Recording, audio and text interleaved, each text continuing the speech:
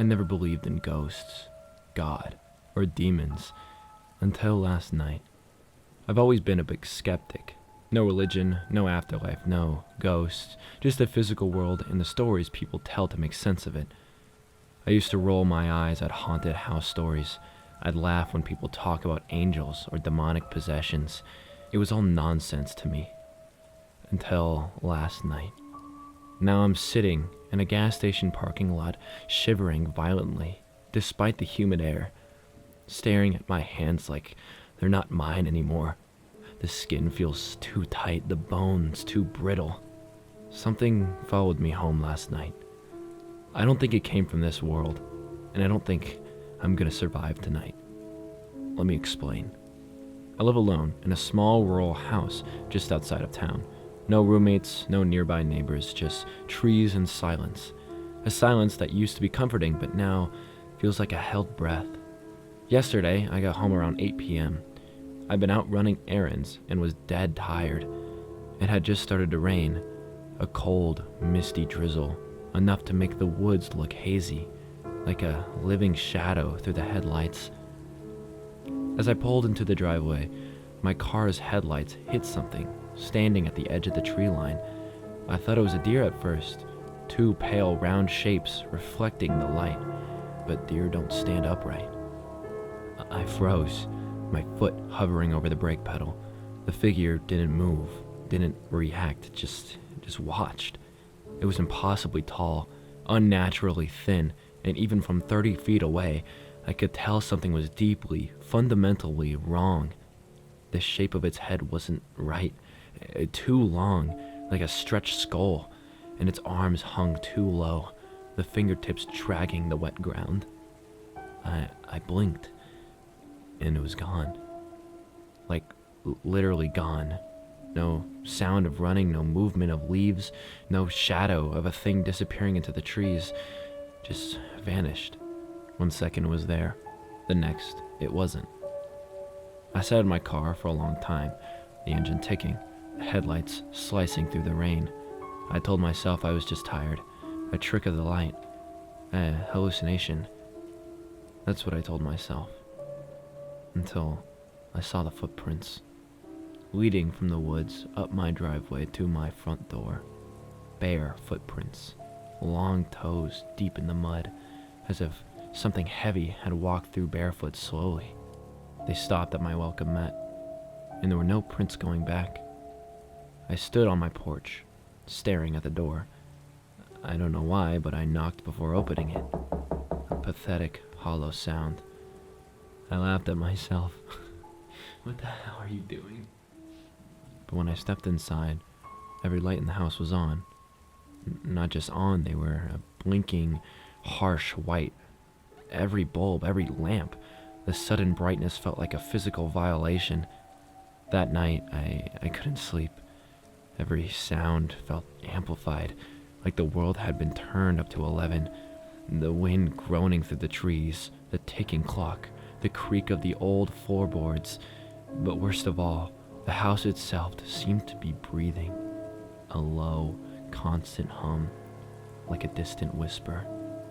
Around 2:30 a.m., the hallway light turned off by itself. It just clicked off. The house went from a false brightness to a consuming absolute darkness. I got up to check the switch. It was flipped on. That's when I heard it. Breathing.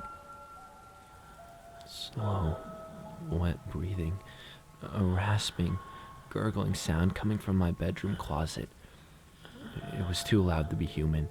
It sounded like something trying to breathe through a throat full of water and gravel. I froze. My body knew before my brain did. Something was in there with me. I grabbed my phone, turned on the flashlight, and I yanked the closet door open. Nothing. No one. Just my old coats, some boxes, and a silence so profound it felt like a weight on my chest. I didn't sleep. That morning, I noticed something carved into my bedroom wall. It hadn't been there yesterday, I swear on my life. It looked like 3 long symbols, like crosses, but twisted and elongated, the lines jagged and raw. They were burning into the drywall, deep as if gouged with something hot. The smell of scorched plaster still hung in the air. And then my nose started bleeding. Just out of nowhere, a sudden gush of warm liquid. It hadn't stopped for more than an hour. Every time I wipe, it starts again. I've gone through half a roll of paper towels. The blood feels thick, almost oily. I came out to the gas station for a break, just to get away. But even now, in a lit parking lot surrounded by people, I don't feel alone. I can feel it watching me, but it's more than that. Something is inside me. Not metaphorically, I mean literally. I feel like there's something under my skin. Like it's a parasite moving and twisting just below the surface. I can feel a cold pressure behind my eyes and a strange, deep ache in my bones. It's wearing me like a coat that hasn't zipped up yet, and I'm just the lining. And here's the thing that broke me. The reason I wrote this, well, I was in the bathroom here at this station. I looked in the mirror, and my reflection, it didn't move.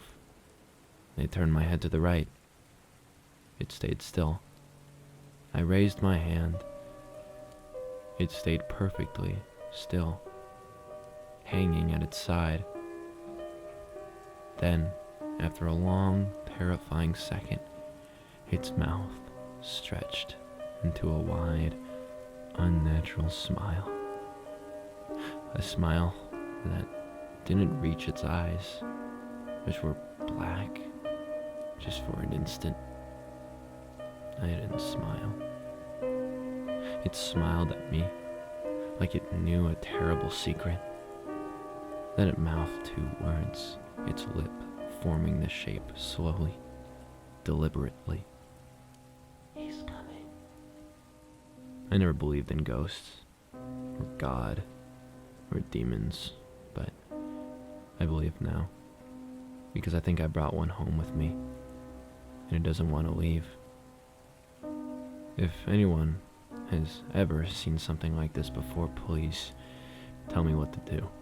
My nose is still bleeding, the blood smells like rust and burning paper. I think I'm running out of time. I can't shake the feeling that my reflection is waiting for me to go back home, and that I'll be gone tomorrow.